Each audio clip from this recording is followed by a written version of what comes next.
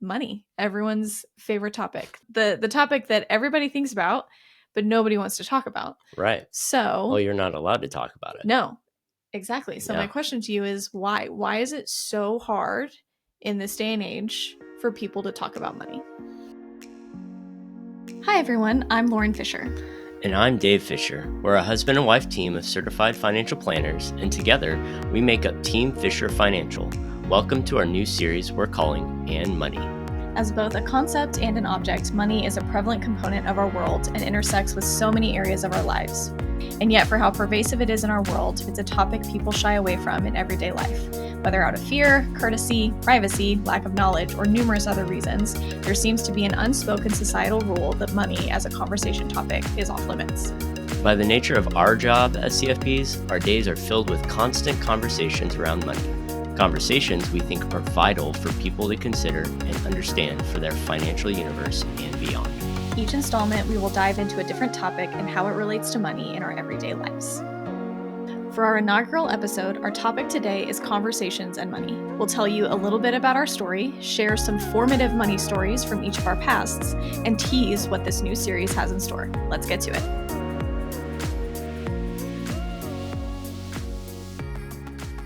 Well, hello everyone, and welcome to our first episode of what we are calling the And Money series. My name is Lauren Fisher. I am a certified financial planner, and to my right is my husband and business partner, Dave Fisher, and we make up Team Fisher Financial. Dave is also a certified financial planner as well. So, Dave, why don't you give everyone a little taste of who you are?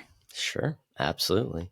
Well, my background was actually IT and development and all that fun stuff. So I was in the corporate world. I started at Hewlett Packard and then transitioned to project management, got my taste of a little bit of the corporate finance world.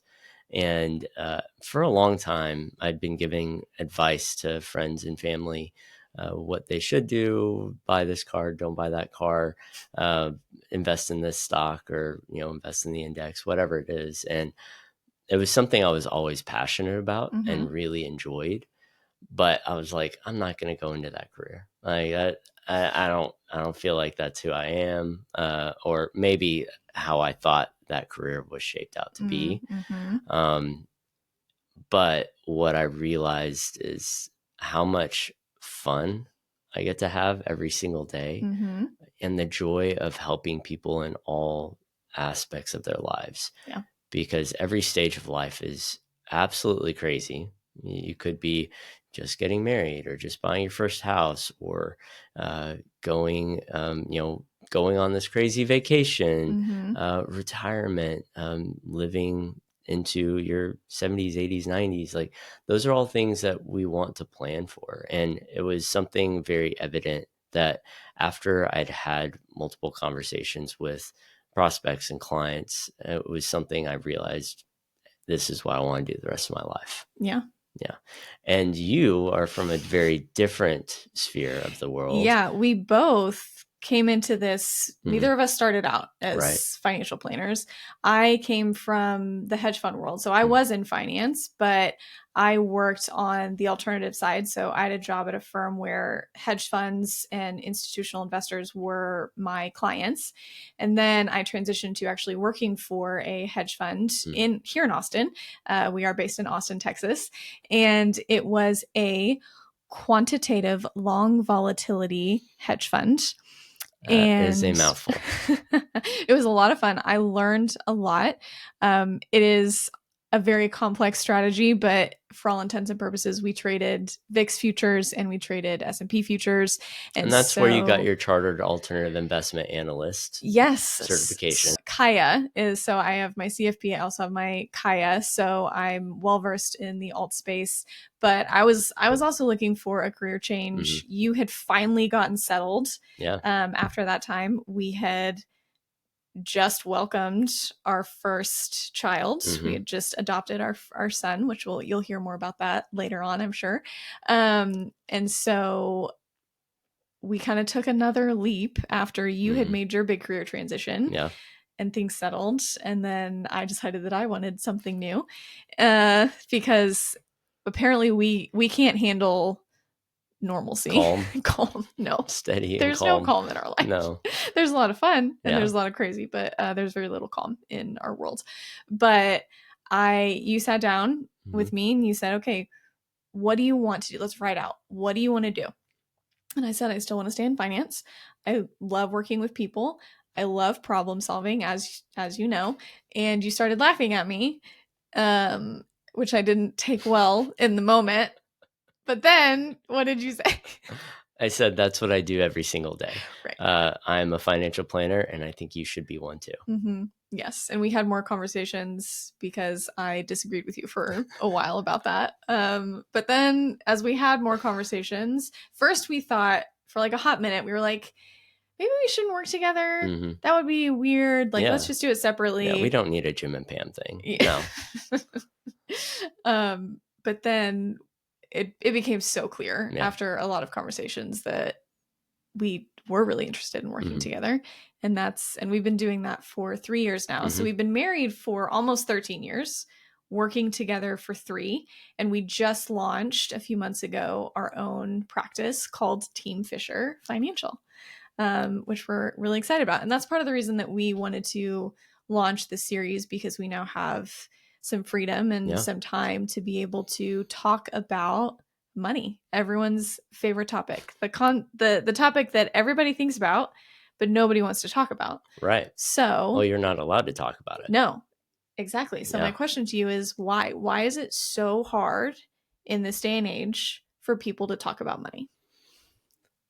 Well, socially, it is taboo, right? From the surface level, it's just a known thing. You're trained, don't do it. Yeah. And, I remember many conversations with people, friends, that we just never broached that subject. Or if you did, people looked around awkwardly and then they went off and did something else. Yeah. Everyone's like, okay, change the subject. Yeah. So I think that's more surface level. But also just the fact that money has such a pull in our own lives. And we don't want to rock the boat.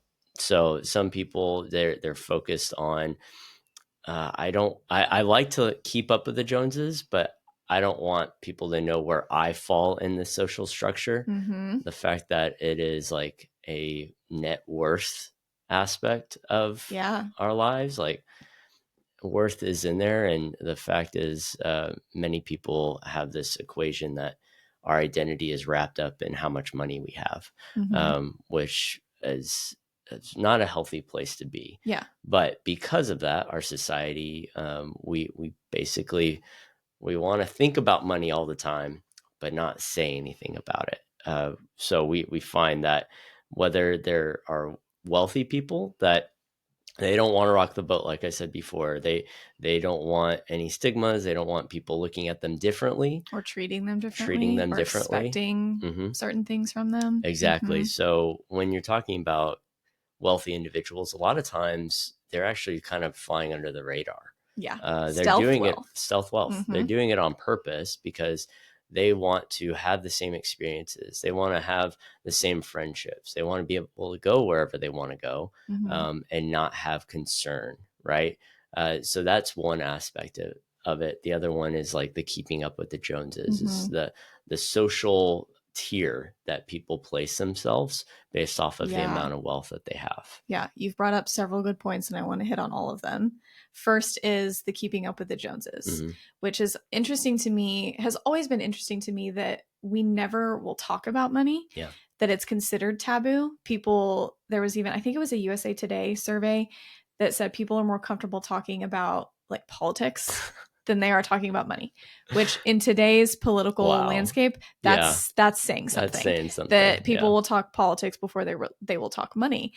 But while that's true, there's still all of these signals and unspoken communications, like the kind of car you drive, the house that you own, maybe the school that your kids go to, those sorts of things where people try to use those as barometers, or try to project something about themselves without ever saying anything. Right. But we as financial planners know firsthand very well that that is a lot of times not a great barometer for, income or net worth, or even financial health. Mm-hmm. But as a society, we still equate those two things. Right.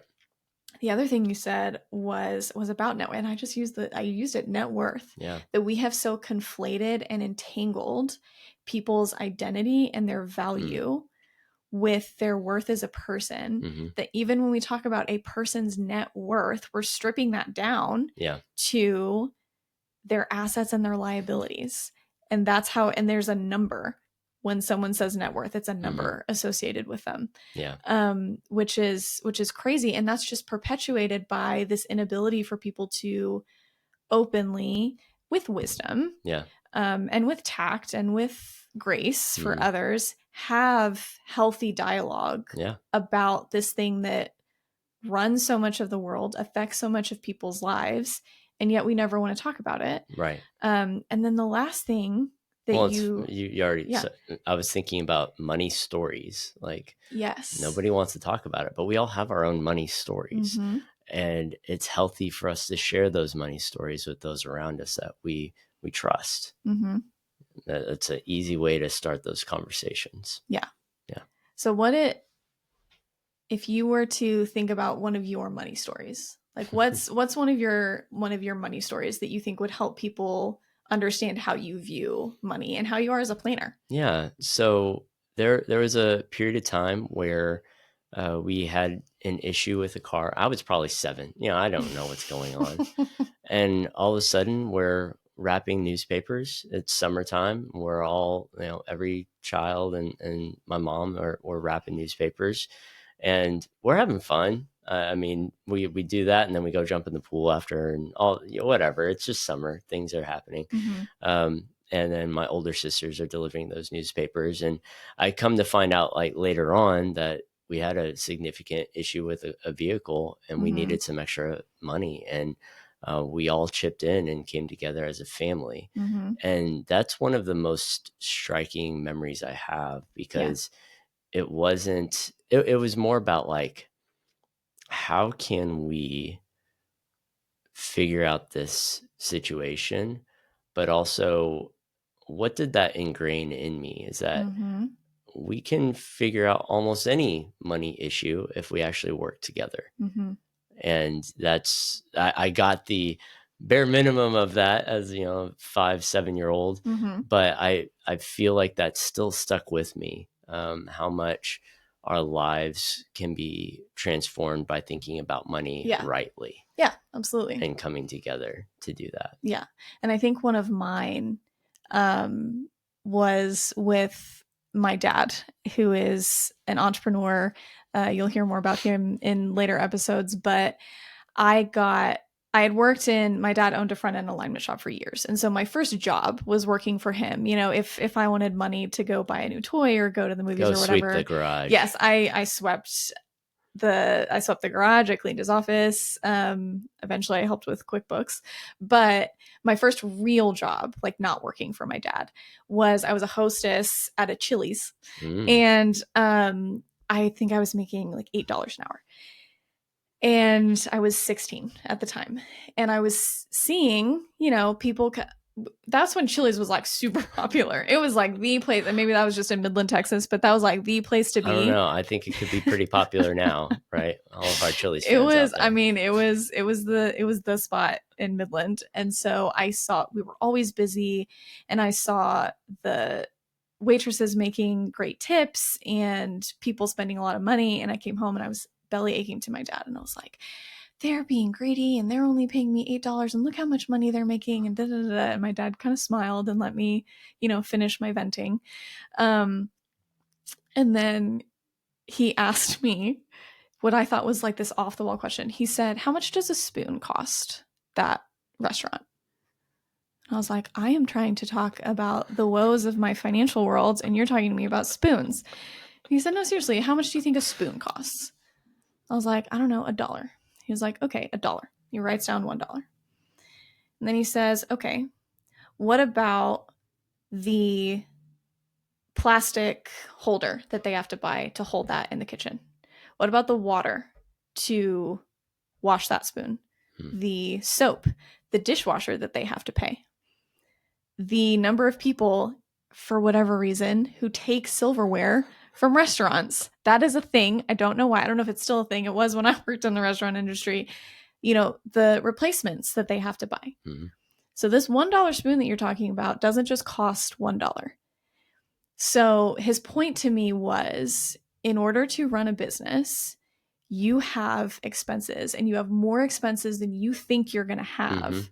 So always remember that a spoon is never just a spoon. Mm. And so as we have embarked on this journey of, starting our own business and working a lot with business owners, that's always in the back of my mind when we're thinking about planning, when we're thinking about, revenue streams, and even not just for business owners, but for people in general, like just the cost of life is more than people expect it to be. And so I have this in the back of my brain of a spoon is never just a spoon. So I think that is the first time I've heard that story. Have you never heard me talk about the spoon? I've never heard the spoon It's always in the back of my brain. That's amazing. Almost 13 years. I know. And we still have stuff we don't know. But all of that to say, those things are important to be aware of. And we're actually going to delve more into this specific thing in the next episode when we talk about emotions and money. Mm-hmm. Even though a lot of people out there think they're not emotional. Well, I'm very emotional. You're emotional. It's okay. It's okay. You can admit it to us if nobody else. But just how important, even the introspection of thinking of what conversations did I have, what experiences did I have that have informed my views about money, because those don't live in a vacuum, and they will affect the decisions you make. Mm-hmm. They will affect how likely you are to take advice of professionals who are there to help you. We know a lot of people where we've put great plans in place, and maybe they start out really strong, but then when we do check-ins, we have to get back on the right track. Right. So much of that has less to do with, oh, I'm really busy, oh, this XYZ got in the way, and it has a lot more to do with how you think about money, how you relate to money, and knowing those things and talking about those things can help you have greater success in your financial plans and overall financial health, which is our goal for people. Absolutely. Yeah. And that's why we're doing this. We want people to have greater financial awareness and a health around money that they didn't have prior to having a conversation with us. Mm-hmm. So we're excited to be having these conversations and continuing it from here. You already alluded to our next video being emotions and money. So we'll tie into that. And then from there, we're going to have conversations about risk and money. It's April 2025. So that is prevalent on a lot of people's Nothing's happening right now. It's really calm. It's really calm in the markets. Not at all. Yeah.